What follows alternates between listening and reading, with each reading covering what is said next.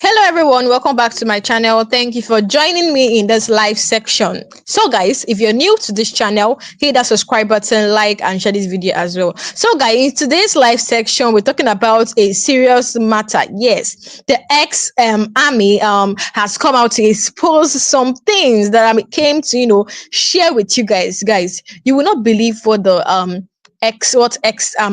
the ex-army of Nigeria said, guys. This man actually said some things that are shocking. I know some of you might have heard this somewhere, or you might have heard these claims, just like you can see on your screen. Terrorism financiers known but protected, says ex-army GOC. So, guys, this man exposed a lot of things, and also I'll also be showing you, what the chief of defense staff said. Guys, stay with me. I have a lot to show you guys. So, the Major General, okay, the former army general Danjuma Ali Kefi. His name is Danjuma Ali Kefi. He is the former army general, officer commanding Major General Danjuma Ali Kefi has revealed that terrorism financiers in Nigeria are not only well known to security agencies but also protected at the highest level of power. Is this not shocking to you guys? He said he reviewed. This man has been in, okay, he has been there in the front line. He knows everything going on in the military. He said that terrorism financiers in Nigeria are not only well known to security agencies, but also protected at the highest level of power. Guys, you can see what is going on in Nigeria. This is what this man came out to say, just like you can see on your screen. So he said, yes, you actually heard that correctly. The individuals who fund, equip, sustain terrorists, the people whose money fuels bomb, kidnapping, and killing across Nigeria are not faceless ghosts. I actually used to say this thing anytime I come live to talk about insecurity in Nigeria. I tell you guys that these people are not actually ghosts. These people are human beings. So what is keeping the chief of defense staff or other soldiers from um capturing these people? If they are ghosts, I'll be like, okay, after attack, they will disappear. But guys, these people are human beings. They don't live in coffins. I always mention this whenever I come to talk about insecurity here. So he said these people are not faceless ghosts. They are not unknown. They are known, identified, investigated, and shielded from justice. That means they know these people that are financing. This is coming from the Major General Danjuma Ali Kefi. Guys, this is not coming from an ordinary citizen. This man has been there, so he knows when he talks, just so that he knows what he's saying. I'm going to play you a video, guys. Just calm down and relax, guys. I have a lot. This one exposed a lot of things, guys, and I want you guys to actually get everything he said. So now, this man said that those who fund, who equip, sustain terrorists in this country, these people, the people whose money fuels bombs, killings, kidnapping, and across Nigeria, are not faceless ghosts. They are known terrorists. They are not unknown. They are identified, investigated, and shielded from justice. That means those people, they shield them from being prosecuted. Guys, you guys know how kidnapping now is in Nigeria. Like, you guys know what happened yesterday. Very dark man, was actually chasing after kidnappers. Guys, policemen that are supposed to protect lives and property were actually behind. They were relaxed. They were scared to chase these kidnappers. It was very dark man, an ordinary citizen, a normal civilian that started chasing these kidnappers. And then they actually kidnapped the passengers in the bus. But then I think it was the driver that they shot, and they later rescued the guy. And thank God the guy did not buy. Guys, this is what is going on in Nigeria. Kidnapping is now a business, a big business in Nigeria, and it's as if it's normal. They try to normalize it. See, this man is trying to tell you that there are some people that are behind this thing, guys. There are some people that are behind this thing. Now, before I go deeper, guys, I want you guys to take a look at what the chief of defense staff said. You guys saw that he had an interview, in Channels TV, and he said that very soon he will start calling out the names of people that are, financing terrorism in Nigeria. And now the ex-army GOC has come out to say also that terrorism financiers in this country, they are known but protected. Now, take a look at what the chief of defense staff said, and I'll be right back. General, let's begin our conversation true and true. And I'd like to ask you some very tough questions. All right, then. Thank you so much, everyone. Tonight, we turn our focus to Nigeria's most pressing challenge, security. In the past days, a few incidents have occurred. First, at least 4 people were said to have been reportedly killed on Monday morning by Boko Haram terrorists in an ambush on security officials escorting farmers in the Konduga local government area of Borno State. And in Katsina, bandits opened fire on worshippers at a mosque and set others ablaze, where at least 50 people were said to have been confirmed killed in last week's bandits attack on villages in the Malmofashi local government area of Katsina State. Well, the National Security Advisor, Malam Nuhu Rabadu, said on Saturday that security forces recorded a major breakthrough with the capture of 2 top leaders of the Ansaru terrorist group. Mr. Rabadu told journalists in Abuja that the intelligence-led operation conducted between May and July capacitated the leadership of the Al-Qaeda-linked group and dealt the most decisive blow against them. Take a listen to Malam Nuhu Rabadu. We have successfully concluded a high-risk, intelligence-led counter-terrorism operation, which led to the capture of the top leadership of Jama'atul Ansarul Muslimina fi Biladis, Sudan, commonly known as Ansaru, Nigeria's Al-Qaeda affiliate. The targeted operation, which was conducted between May and July 2025, led to the capture of 2 top Ansaru leaders who have been responsible for masterminding several terrorist attacks against Nigeria over the past years. The first is Muhammad Usman, otherwise known as Abu Bara Abbas Mukhtar. The self-styled emir of Ansaru, he is the coordinator of various terrorist sleeper cells across Nigeria. He is also the mastermind of several high-profile kidnappings and armed robberies used to finance terrorism over the years. The second is Mahmoud al-Nigeri, otherwise known as Malam Mahmouda, Abu Bara's proclaimed chief of staff. In just the past few weeks, troops have arrested hundreds of suspected terrorists, foiled attempted attacks in the northeast, and intensified border patrols against threats spilling over from the Sahel.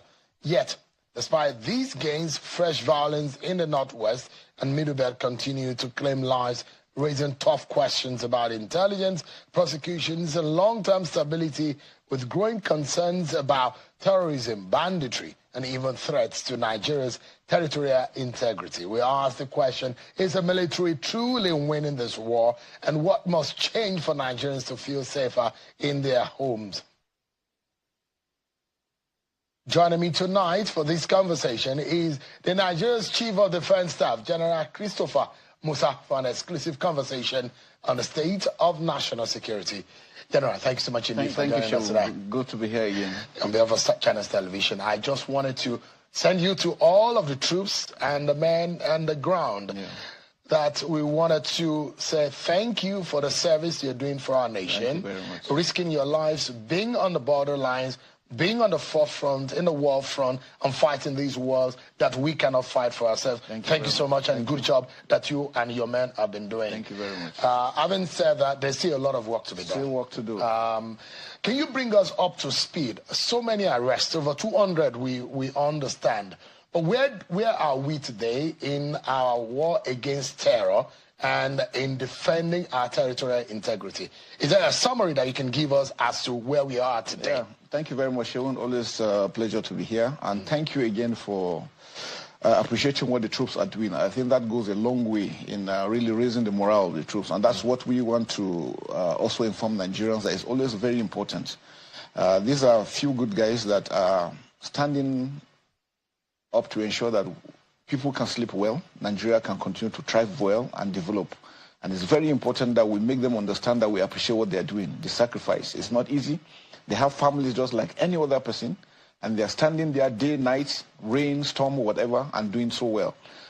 Where we are now is, I I think we should be very grateful that things are really picking up well. Yes, we'll not have 100%. I don't think there's any country that has 100% of peace. These issues will be going. And 16 years we've been at this. And it's not something within 2 years that will be able to stop it. But I can tell you we've made giant strides. We just mentioned about the Ansaru commanders that were arrested. This is one of the most significant arrests that have been made. And getting the two of them shows how detailed and how the planning went through, and that's how they were able to pick the two of them. These are guys that have been hunted for a very long time, and we're able to get them. And it shows that the intelligence and the operational works are working together.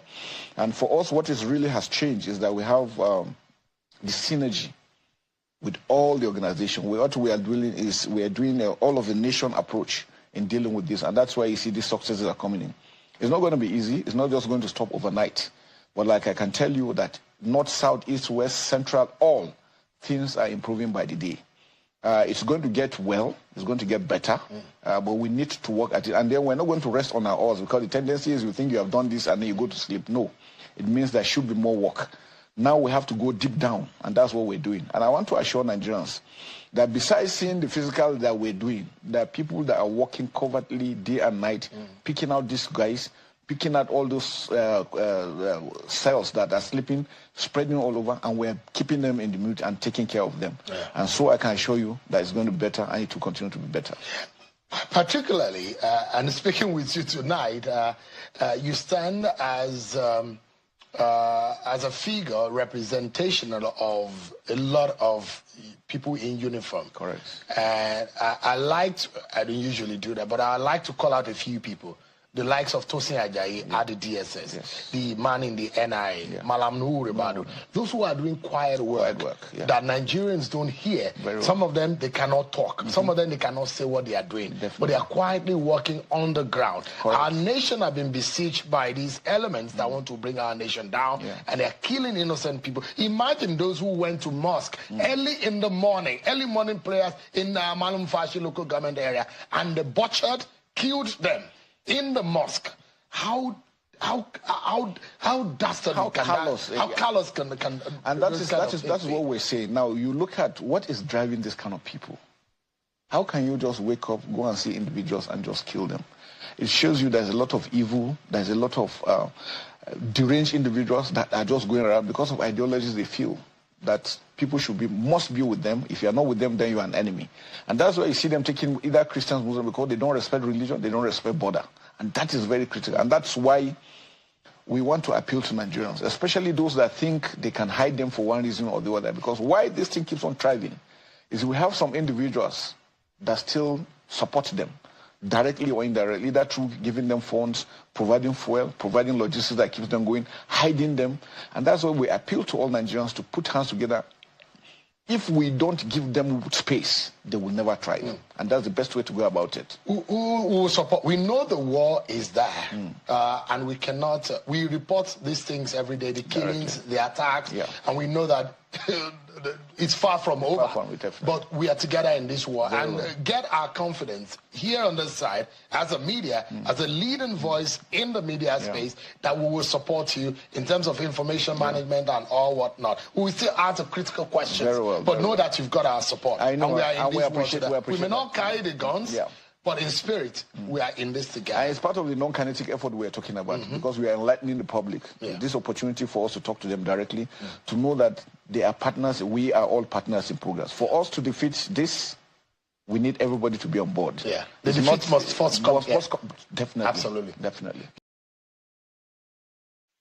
Okay, guys, you heard what the Chief of Defense Staff said. So welcome back to my channel, guys. If you're new to this channel, hit that subscribe button. So we're talking about this headline here. We have heard what the Chief of Defense Staff said. Now over to the ex-army GOC, guys. This man said a lot of things which you're going to be seeing in this live section. Now the headline in your screen is Terrorism Financiers known but protected. This is coming from an ex-army GOC in Nigeria, guys. I'm actually very shocked that these terrorism financiers, according to him, he said that they are known but they are protected from justice. They protect them well.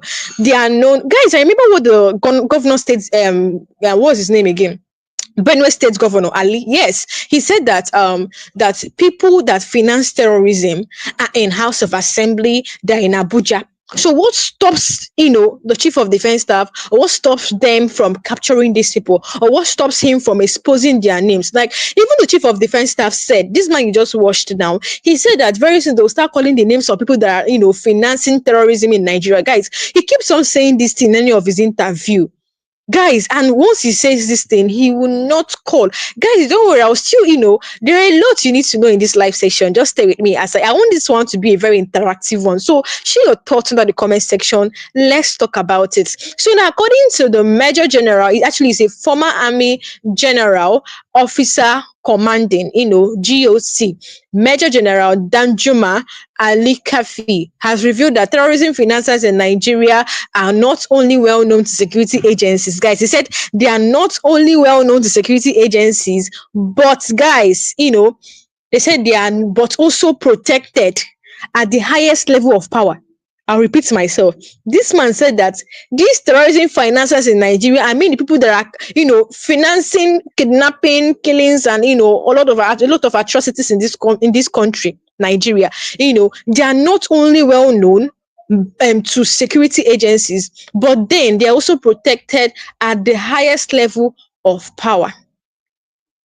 When he says that these terrorism finances are protected at the highest level of power, you know what I mean, guys. This is what is going on in Nigeria. This is what this man came out and exposed. Now you heard what this man said correctly. These individuals that fund, equip, and sustain terrorists, these people whose money for bombs, kidnapping, and he said, according to him, he said that these people are not faceless ghosts. They are not unknown, they are known, they are even identified, investigated, but then they are shielded from justice. What is really going on in this country? Let me know your thought under the comment section. According to what this man said. Now we're going to dig deep into what this revelation truly mean. The name may be missing, but the implications are actually very clear. Nigeria's greatest security threat may not just be the terrorists in the forest, but the untouchables in high places. Those people, according to what the governors in Benue State governor said, he said that the people that finances these terrorists are in Abuja. How can a governor of it, because that Benue State is one state in Nigeria that has been terrorized a lot. In fact, attack happened there every day, daily. So he came out to say that the people doing all these things are in Abuja, they're in the House of Representatives. Guys, yeah, are we going to doubt what this man said? Are we going to doubt it? Now, going over to what this the former ex-army GOC in Nigeria, he said on the 20th, he said this on the 21st of August, guys. You can see that he's actually said this thing, recently. He said on the 21st of August, Danjuma Ali Kafi, that's his name, a retired major general of the former commander of the one mechanized division of Nigerian army. He dropped a bombshell.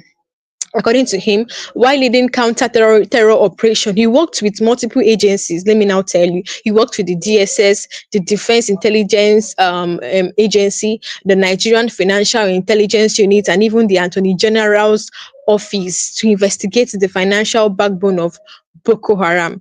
What they found was actually staggering. Names of financiers. What they found was staggering. Names of financiers. Now, there was a certain time that we actually heard that, people were actually saying it, that a list was given to the chief of defense staff, of people that are financing terrorism, but then nothing happened. Citizens were coming out to say, a list was given to you. Look at the people that have been financing terrorism in Nigeria, and you guys are quiet. Although he said, I'm going to play a video where the chief of defense staff said that he's going to call out the names very soon, that they are investigating people that are financing terrorism. But my own problem is that he keeps on saying this in every of his interview, but still nothing will be done. Nobody will be pointed, something like that. So now, according to the chief, this man on your screen, I mean the Ali Kafi, the former attorney, the former ex-army GOC, he said that that he has worked with different departments, and then what he found was actually staggering. Names of financiers, networks of businessmen, even a prominent airline operator. This one actually shocked me, guys. He said a prominent airline operator allegedly moving weapons. Hmm. High profile individuals with direct links to politicians, ministers, and even retired military chief. Now, why is this man coming out to and this is the question I'm actually asking personally. Why is this man coming out to make this kind of revelation now that he's out? Now that he's retired, what stopped him from, revealing this when he was still on seat? I don't know if you're actually asking that same question. Guys, remember I said anything you want to talk about, just drop your thoughts under the comment section. Let's just, converse. Because I'm wondering why he's coming out. He actually said this on the 21st of August, this year.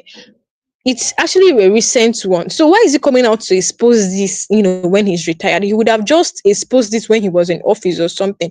So now he said that he found names of financiers, networks of businessmen, even a prominent airline operator allegedly moving weapons, high profile individuals with direct links to politicians, ministers, and even retired military chiefs. Guys, you can see that with what this man said, we cannot actually doubt what the governor of Benue State said, Ali. Would you doubt him at this point? Because we are actually surprised as Nigerians. We have the chief of defense staff, we have the army chief, we have military personnel, we have the navy, we have the DSS, but yet attacks keep happening every time with the same pattern. But then nobody is doing anything about it. Military people, they respond late. And the chief of defense staff have told us that the reason why military personnel respond late to attack, he cited bad road. So bad road is one of the reason why military personnel respond late to attack. Maybe when they arrive is when the attack has, ended. By these people has finished attacking and buying people, and then they will leave. People will be mourning. That is when they will land. And the chief of defense staff said that, he cited bad roads, that kind of thing. I was like, bad roads, squad. Hey, bad roads, care. It's well, though. We actually we're seeing a lot in this country. We're seeing a lot. The bad road. Somebody talked about something. Anyways, the person said, "Look at the Lagos, the Calabar Lagos or Lagos Calabar Coastal Road, whatever that they are building. In fact, they actually left abandoned road that's supposed to build bad roads that's supposed to fix. They started a new project, which is the Calabar Lagos whatever road, Coastal Road that they are building, which according to what they are saying, they have not finished itself since 2 years of the president. Imagine roads they're supposed to fix first. They started a new project, and according to what they said, it's only I think 30% of the road. And then somebody and a citizen went there, Nigerian went there and found out that it's not even 30% that they finished. It's less than 30%. But what they told us, in the media, that is 30% that they have completed. Now, when will they now complete this road? Because it was Tinubu that actually started this project, started the project of the road and everything. And it's 30%. This is his 2 years, going to 3 years. So when is he going to complete the road? Hmm. There is problem in this country. Oh. So now, you know, let's pause here and compare. Let's compare this thing this man said now. In Nigeria, activists, even journalists and ordinary young men and women protesting against injustice are swiftly arrested. They arrest them. Me and you know this thing is it happens. You guys know what is happening in Nigeria now.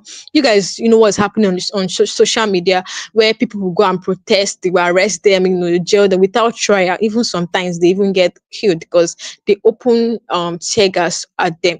But when it comes to those financing terrorism, those responsible for massacres, adoption of school children, and endless bloodshed, they are known but they are untouched. This is what people are fit. This is the revelation this man, this is what he exposed. This is the double standard at the heart of Nigeria's injustice, quick to trash or crush dissent, but they don't touch the people that are into the main terrorism, guys. Now it wasn't just Nigeria. According to Ali Kafi, he said international partners as well, the UAE, the UK, United States, assisted in this. They assisted in this investigation. In fact, as far back as 2017 and 2018, coordinated intelligence operation led to the arrest of Boko Haram financiers. That effort crippled Boko Haram, forced mass surrenders, and ultimately contributed to the death of there's this name Shekau Abubakar. Now this Shekau this Abubakar, I think is a notorious bandit. But then they keep on saying that they've arrested this man, but later you still see this man making video. You be asking if he's a spirit or not. Now the thing is, as this investigation as it goes deeper and implicated political connected Nigerians, the momentum stopped, files disappeared, arrest was reserved, silence replaced accountability. Now I want you guys to, listen to what the chief of defense staff said, guys.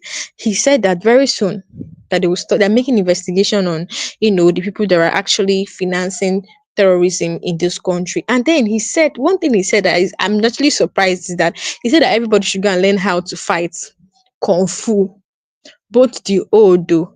Even if you're I'm just shocked. So you want the cripple now or the old men and women, even small children? Because we have seen clips of where these bad guys are attacking community.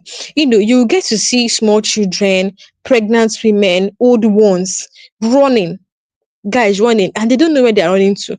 It might be where they're running to now. Another group might come out from there and start attacking them too. So now you want these old women, even children, to go and learn kung fu. This is the advice coming from the chief of defense staff. So guys, just take a look at this video. General, let's begin our conversation true and true. And I'd like to ask you some very tough questions tonight, beginning with a long-time promise of government, not only in this government, about the announcement of terrorism financiers in this country. Why is it difficult to name names of those who are financing terror in this country? Well, I think the process is on. I mean, for this government, I can say that just last week, the Attorney General and other ones have gone to Giwa to go and check because it has to do with a lot of legal issues. And because, again, it has to do with international connections. Some of them have funds coming from outside. We cannot do anything from within. So we know that we know some of these elements. Yeah, like the ones, the local ones. The local ones, what they do normally is they try to employ a few individuals, provide motorcycles to them, something to do, and those ones are remitting funds daily into some accounts. Really? Yes, so it's been tracked. Those are issues. So all the monies they get from the bandits go into... So they try to circulate this money, and that's why it's important for us to be able to track those things. And the NFIU has been doing so much. There is so much going, apart from the intelligence setup, the financial links are also being followed through and through, and arrests have been made, and I can assure you that the Attorney General of Federation, the NSA are all working seriously to ensure that we address those issues. What would you say is the ideological backing for financing terror on Nigerian soil? Take from the Northeast region, and I'd like to be educated if there is some kind of funding for banditry too, because we do know that terror in the Northeast is being backed by some foreign element and with connivance with local element. Is banditry also being backed by foreign funding? You know, they work. You know, criminals work together. They've synergized their efforts together, both the bandits and the terrorists working together because a common goal. They want to make money. They want to just make sure that the communities are not suffering for whatever reason. And again, some part of politics. You know, some individuals don't also want, when there is peace, it shows that the government is doing well. And when there's no peace, it shows the government is not doing well. And I mean, you realize that last year we had the least number of deaths throughout last year. Then how come this year, then suddenly everything has spiked up because politics is coming in, elections are coming in. So you cannot rule out the fact that some people are also controlling them, making sure that they show that there is no peace. Makes Nigeria ungovernable and discredit the government. But you see, the funny thing is that how will you want to govern people that you want to kill? Or how do you want to kill the people you want to govern? What do you gain from it? Are you not able to identify these political elements who are using security as a political tool? Yeah, you know, work is in progress. Let Nigerians know that. Yes, people should not vote for people who want to kill. Work is in progress. So that they can get advantage. They don't care what happens. I can tell you the DSS, the NIA, the NFIU, the DIA are all working assiduously to ensure that. And again, because it has to do with the legal system. Sometimes legal intercepts, you take it to court, it's knocked out. What reason? One reason or the other. Again, this brings us to the legal system. We have to also review our legal because some of the punishments and prosecutions are too we need a special security tribunal. to prosecute? Well, this is part of where I don't want to say going special. take you. If I say tribunal, it might look as if it is a military kind of say we're in a democracy. So maybe if we have special courts that will treat cases as quickly as they are, and that is very important. And I think we need to also review the punishment for offenses. We need to do that so that we make it very. I give you an example in the South. We arrest a vessel, we take care. How much is it? They give them peanuts, and the vessel is back. And that's why we started burning them. But again, people started talking about the environment. So you are now caught between the devil and the devil city, which is, for us, burning those items once they are found arrested, we started having peace. But as long as we keep on arresting them and handing them over and they go through the legal system, it becomes a problem. It takes a longer time to prosecute. And when you take, and I'll give you an example. You make arrest and you bring up and you go in, risk all your life, make an arrest, and you take it, and they give you for one reason or the other technical issues. The item is released. Tomorrow you think that soldier is ready to sacrifice himself to go and make arrest again, it becomes a problem. But if these laws are stringent, even for terrorism, in the South, in the Middle East, terrorism cases are serious cases. If your name gets in there, you are nobody, even your family member, nobody will come. You have to extricate yourself. Yeah, and so we have to make it more stringent. Yeah, and I take this opportunity to talk to lawmakers because they represent every part of the country. They are recess right now. The Senate President, Godswill Akpabio, should be listening. The Speaker of the House of Representatives, Honorable Abbas, should be listening tonight. That the frustration the military said they are experiencing is about our body of laws and how long and how frustrating some of our legal system is encouraging terrorism. Can we do something about it? If truly some of you serve in the interest of Nigerians, let's start doing something and let's start kicking some of these things off our list of things that frustrate our effort in keeping our country safe. So the legal system is a bit frustrating. It is frustrating. We need to unbundle it and we'll make it faster and then make it more stringent. I think that will really change, because once people don't know that they can get away with anything, I mean, that's impunity sets in, and that's critical, and we cannot prosecute. We know this, in fact, plus the names and the lists that were inherited from the Buhari government. So we have a long list of terror financiers, right? Of course, yes. So, but it's difficult to name them. No, it's not difficult, but I don't know them because I don't work directly. But I can tell you that the Attorney General is working on it. Prosecutions have started. I'm sure you know that those ones that did the bombing are already facing prosecution. Yeah. So from their facts, we're getting information and we are treating it as quickly as possible. And we understand that they have some safe havens in some countries. Are we getting the needed support from some of these countries? No, of course we are. The problem is that, since Libya fell, that's where the problem started. Our disaster started. Disaster started since Libya fell. And now Libya, Sudan is in turmoil. The Sahel. The Sahel is open. It's open. They have markets where you go there, you can buy any kind of ammunition you want, any kind of weapon you want, that is ungoverned. Not even in the black market. Not anything you want to buy, you can get open. And then everybody flows through, and then the borders are just... And then you understand that Niger is there, Burkina Faso, Mali are also having this issue with the Sahel terrorism. And everybody's interest is to come to Nigeria because they feel Nigeria is rich, Nigeria is large, they can come in and do a lot of things in Nigeria. And one issue we have is Nigerians opening that door. Where we have large hearts. But again, we have to think of security. Sometimes these guys come in and we say, look, these are our brothers, these are our sisters, these are people coming in, but they don't mean us good. The Lakrawas, when they came in, that was the issue. Boko Haram, when they started, that was the issue. We allow them to fester until they become monsters and start eating us, then we start complaining. We should never allow anybody, any foreigner, an inch of our land, for whatever reason. But our borders are porous, General. Yeah, but efforts have been made, but again, we need to do a lot, and especially with our neighbors. And I want to assure Nigerians that we're still working together with the AES countries because we know we need them. We need them to be stable. Because if your neighbor is in trouble, the way it is now, you have to start. Is the military junta in those countries helping at all? No, we're working with the military. We're working with the military because we know the importance that we must secure ourselves together. Working together, that's one is basic. So there must be stability in those we need them to be stable. If not, we're in trouble. And the most vulnerable country, states like Sokoto, Meduguri, seven states across the 1,500 kilometers. Yeah, and that's a lot. It's a lot. And I described to someone how vast those borders are, is as though you're traveling all the way from Lagos to about Abuja. No, That's or more than. No, Lagos to Maiduguri. To Maiduguri. Yeah. That's how far. That's how far it is. Our borders. So borders just imagine that unmanned and ungoverned. Those borders are. Nigeria has 4,000 kilometers of border.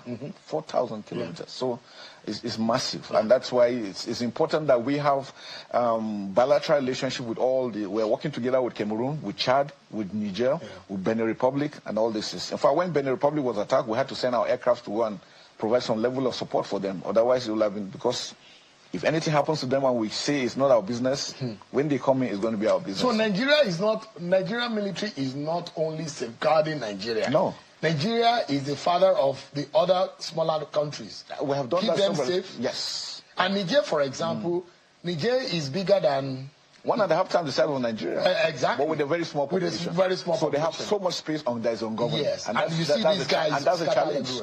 They attack and they move in. They attack and they move in. Very well. Difficult, isn't it? Very difficult. Very. Give us an understanding. How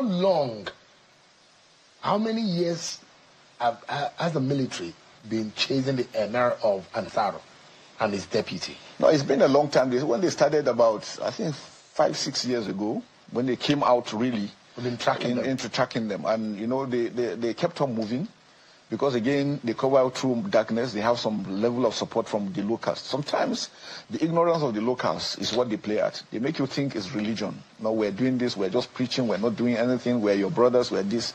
The intention is always different. When the Lakurawas came in, the Lakurawas were established in Niger. Now, when those ones within the border area saw them, they were in trouble, they said, okay, no, why not come to Nigeria? Come to us and be friends. Let's work together. We're going to feed you. They started feeding them. When they couldn't feed them, they started tasking the locals. When the locals couldn't do, they now started attacking them. It's always like that. Has Lakurawa been taken out? No, we're on the process. A lot of inroads have been made on it, and then we'll continue to push it well. They are taking advantage of the forest. You know, we have a very long forest, so when they go in, it's difficult to track them. But working with the intelligence and the troops, we're making inroads. Serious. There are those who say you are from Kaduna State. Yes. And there's relative peace in Kaduna. Yes. Is it coincidence? Well, I think it's what we did is that the non-kinetic effort does a lot.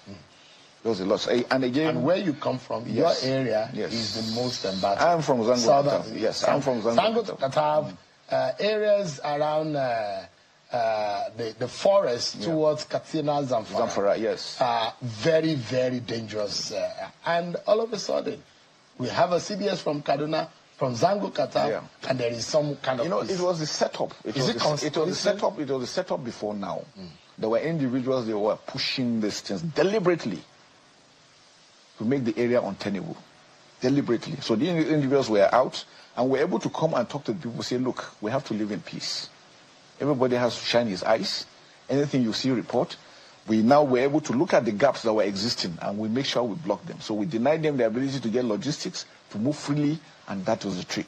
Those are the same things we're applying everywhere. So gradually, we're applying that in Kaduna. It's working. We're moving into Jos. We're moving into Zamfara needs it a lot. Yes. And even Katsina. And Katsina. About 6-7 local government Katsina is very troubled. Very well. And that's we're spreading in quietly. You know, the areas what's helping those areas is informants.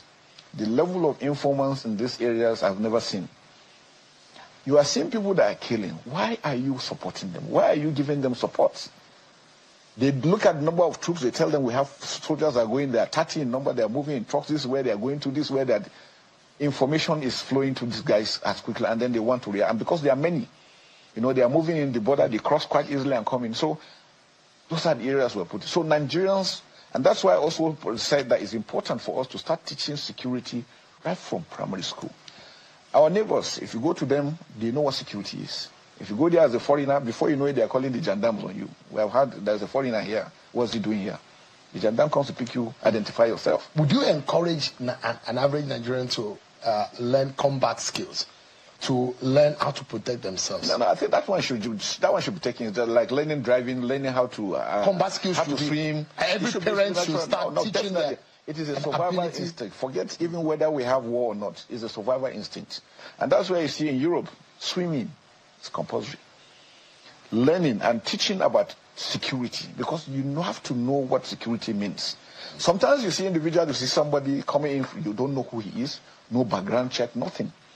Even before independence, Africa, if you come into any community, people know, find out who are you, what are you doing.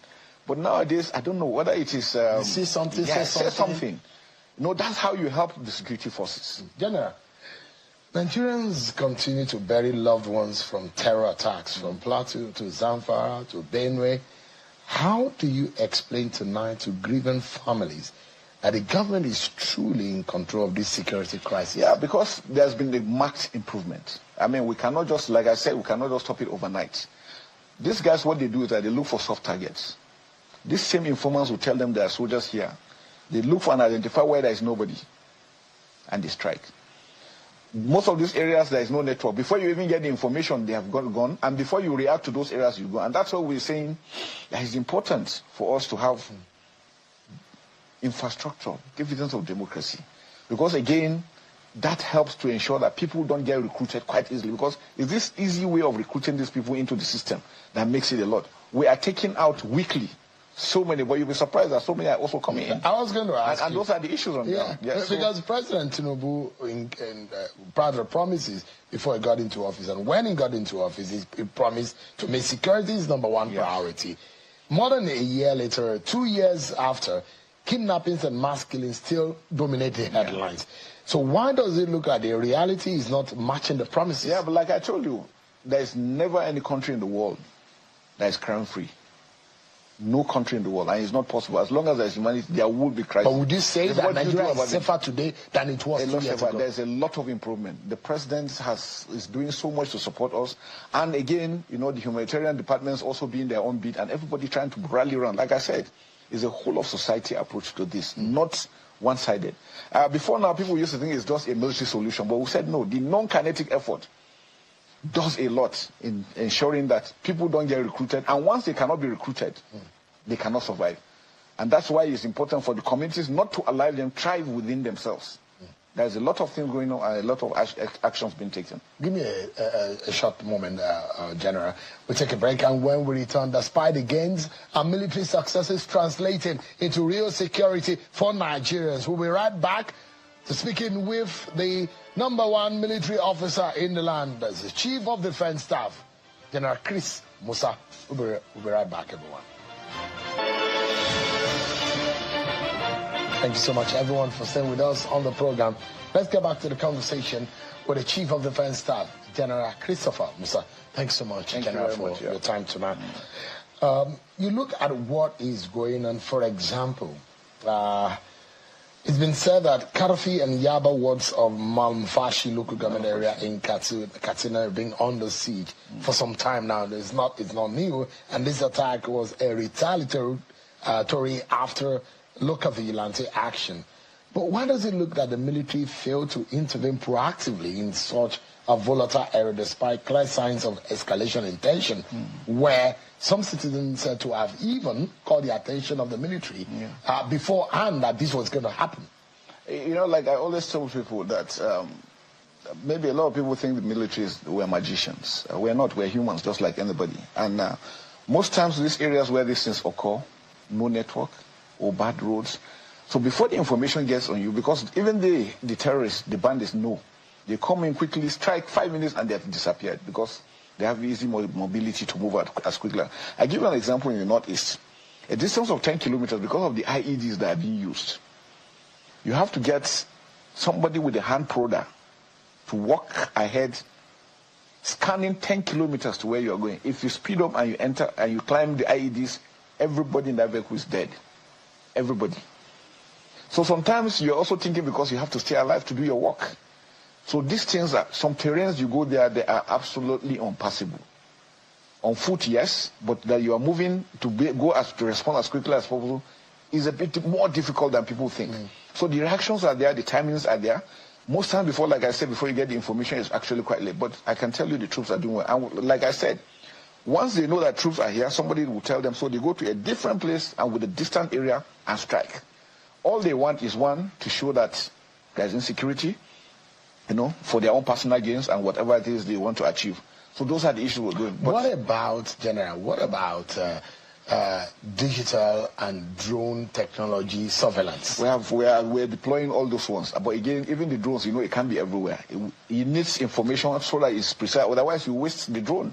It will just be hanging in the air and there's nothing. I give an example. The price worth of a medium-range precision weapon for a drone is $100,000. One. So if you strike one, $100,000, how much is it in naira? It's about 150 million. How many can you buy? So you have to be very careful as to where you use it to make sure that it's making the positive impact. Just last 2 weeks, we had a good strike where we killed over 100 of them, over 50 motorcycles. That is a good strike because the timing came in and we were ready for it and the drone was there and we took out.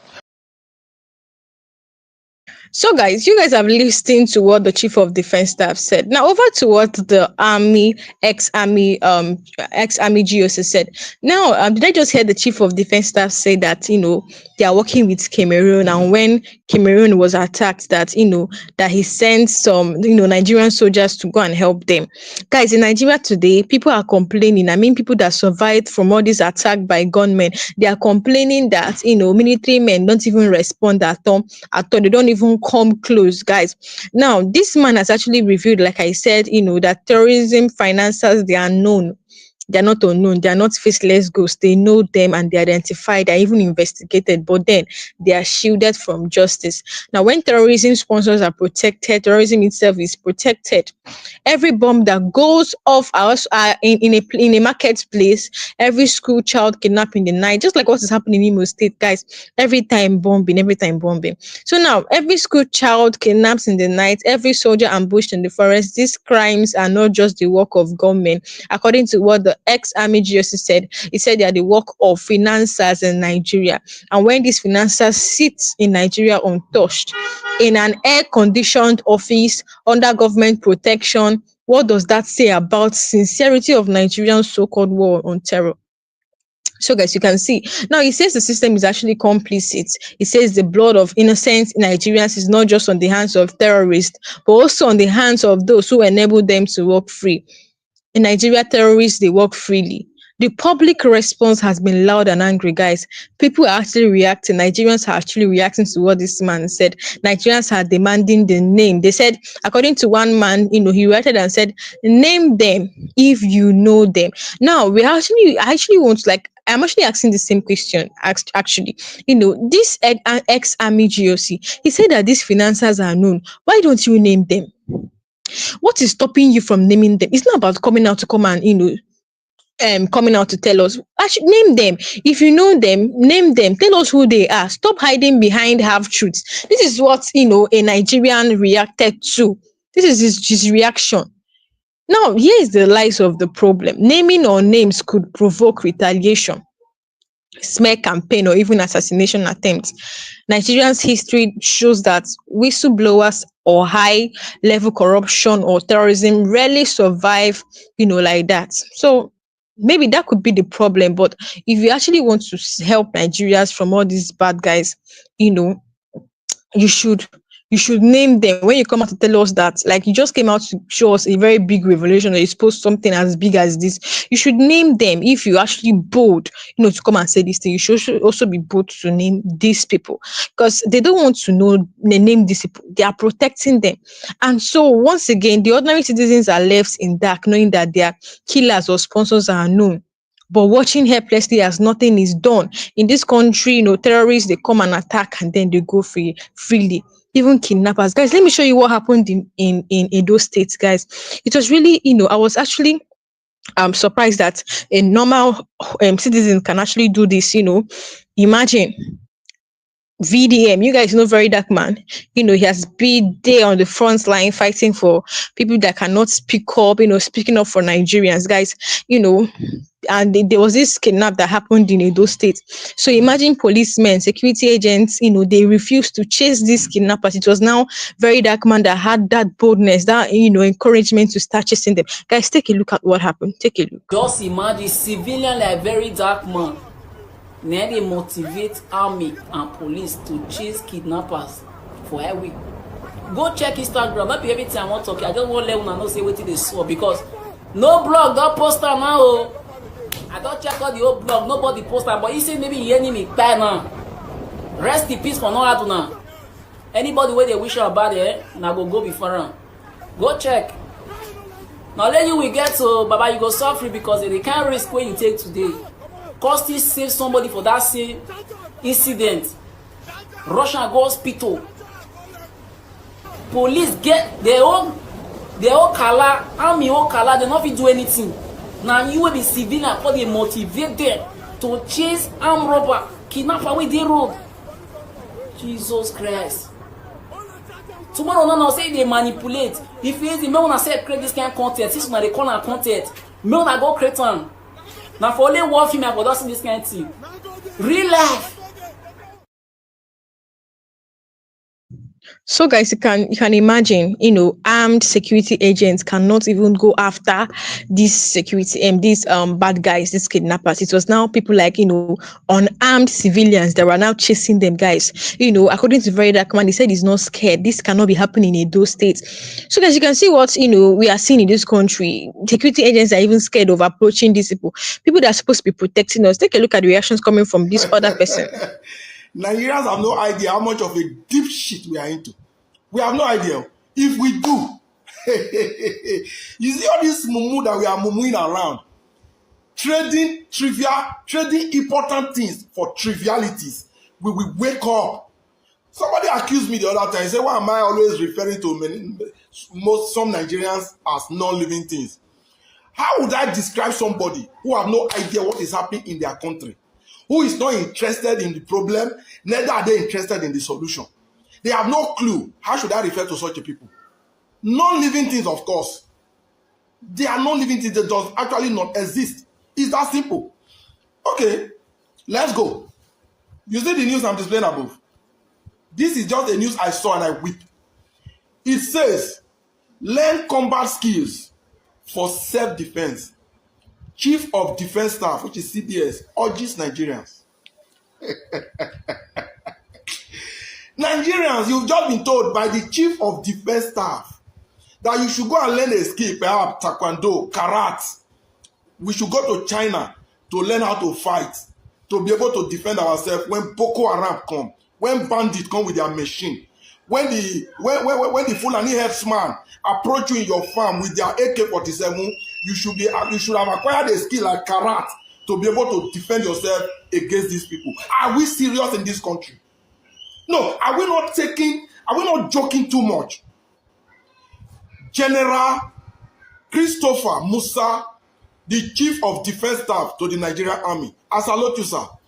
But this one that you are telling Nigerians, I know you are sending a direct message which every sane Nigerian should understand. That defending Nigerians, which is the primary responsibility of the government, is completely out of the equation. That there is no way out of it. That Nigerians should stop hoping on the Nigerian defense to defend the citizen. That is the message. And only idiots will not understand. I do. But unfortunately, if you're asking me to go and acquire a skill to defend myself against Boko Haram that had bombs, that have machine guns, that have all manner of weapons, how is a karate expert or a taekwondo going to defend himself against the Fulani herdsman in the bush that has AK-47? Is this not the same country where Nigerians, where the authority has refused to allow the citizens bear arms to be able to defend themselves? If you want Nigerians to defend themselves, I believe learning skills, karate skills, fighting skills is not the way out. Give Nigerians access to weapons. If I have a gun in my house, the moment I have shut the door for the night, anybody that comes knocking in an odd hour at their own risk. I've said this times without number. I think there was a time Senator Nedunwoko sponsored a bill to that effect. Say allow Nigeria to bear arms. But the Center for Arms Control Unit, or whatever they call them, declined it, citing useless reasons. That is the only way Nigerians can defend themselves. Allow them to have arms. The man that is coming to knock at your door at the odd hour will be giving you orders from outside. And the message is always, if we get there by force, you are finished. And you, out of fear of trying to soften the punishment, you go and open your door. But if those people are sure that you have a machine with you in your door, in your house, they would not even come. Some people say they will abuse it. That will be left for the government to control. In America, in Europe, they have the right, the citizens have the right to bear arms. Is that how they go about shooting people on the street? No. These things you have rules. But just let Nigeria bear arms, and that's the only way they can protect and defend themselves. Not learning skills. No combat skills can defend you. No combat skill will be enough for you, armless, to defend yourself against the man with arm. Is it possible? So please, sir, General Musa, General Christopher Musa, you should rephrase this one. It doesn't fall into place at all. All due respect, sir. So my fellow Nigerians, I don't know what you think. I need to know your thoughts and opinion at the comment section. Meanwhile, share this video. See you guys in my next video. So, guys, you heard what that man said, and truly, the chief of defense staff came out, in an interview with Channels. He said that Nigerians should learn combat skills like should go and learn karate, kung fu, and the rest. It's actually very laughable because how can citizens learn how to or learn kung fu or learn combat skills, and somebody that is unarmed, somebody that is unarmed. So now let's be practical in this case and let's face reality. Imagine this what's it called? The way these people attack, the way they attack is that they come into the community, they come in group, they come in group. Guys, when they come in group, they'll start shooting periodically, like they shoot anyhow. All of them like that, they are with sophisticated weapons, machine guns, you know. They will start shooting. You see old women running, old people running, children, pregnant women running. They'll be shooting on the air, shooting, not even on the air, shooting anyhow at individuals. How do you want people, even if you learn the whole combat skill in China, even if you go to China to learn combat skill, even if you learn it, if you're an expert in it, how will you defend yourself in that case where bad guys, carry group of them are shooting anyhow at people and people are running? How do you defend yourself? Obviously, they will buy you now. It's not a this thing. And imagine the chief of defense staff coming to say that everybody should go and learn kung fu. Kung fu. Both old men will still learn kung fu for you. Because in that word, it's actually it's laughable. Yes, I will just put it like that. It's laughable. It's not the right thing you're supposed to be telling Nigerians. It's not the right thing. It's not the right thing at all. So now, if you actually want us to protect ourselves, you should give us arms. Yes. Imagine just like this video you just watched, before this one. Imagine what happened in those states. Armed men, I mean security agents in Nigeria, were calm when kidnappers were, attacked. They did not even go after them. It was now civilians unarmed that went after them. You can see once you give civilians this arm, they will protect ourselves. If they are shooting, we are shooting.